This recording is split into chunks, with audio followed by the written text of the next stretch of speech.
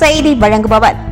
8வது தேறியவர்கள் அல்லது 9வது தவறியவர்கள் நேரடியாக SSLCயில் சேரலாம். வகுப்புகள் முழு நாள் நடைபெறும். Contact VCC Nagarajan, Vivekanandar coaching centre and tutorial, Vellalar street, Mudaliarpet, Pondicherry 4.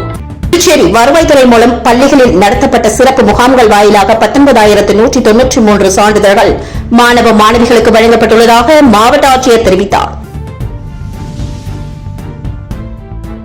புதுச்சேரியில் மாணவர்கள் பள்ளி படிப்பை நிறைவு செய்துவிட்டு உயர்கல்வி செல்வதற்கு வருவாய்த்துறை மூலம் குடியிருப்பு சான்றிதழ், வருமான சான்றிதழ், ஜாதி சான்றிதழை பெற்று புதுச்சேரி சென்டாக் மூலம் கல்லூரியில் சேர்வதற்கு மாணவர்களின் நலன் கருதி புதுச்சேரி மாவட்ட ஆட்சியர் குலத்துங்கல் 37 சிறப்பு முகாம்களை ஏற்படுத்தி மாணவர்கள் அனைவரையும் அங்கு சென்று வருவாய்த்துறை மூலம் அளிக்கப்படும் சான்றிதழை சரியான ஆவணங்கள் அளித்து பெற்றுக் கொள்ளலாம் என்று தெரிவித்ததைத் தொடர்ந்து மாணவர்கள் கடந்த மே மாதம் 13ஆம் தேதி முதல் 24ஆம் தேதி வரை அம்முகாம்கள் வாயிலாக 19,193 சான்றிதழ் பெற்றுள்ளதாக புதுச்சேரி மாவட்ட ஆட்சியர் அறிவிக்கை மூலமாக தெரிவித்தார்.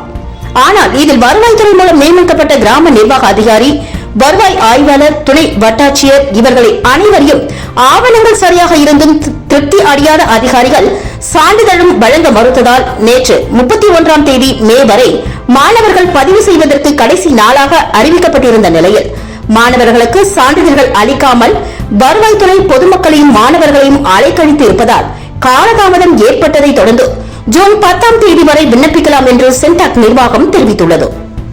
வருவாய்த்துறை அதிகாரிகளின் இதுபோன்ற காரியங்களால் மாணவர்களின் வாழ்க்கை கேள்விக்குறியாகியுள்ளது. இதற்கு மாவட்ட ஆட்சியர் என்ன நடவடிக்கை எடுக்கப் போகிறார்?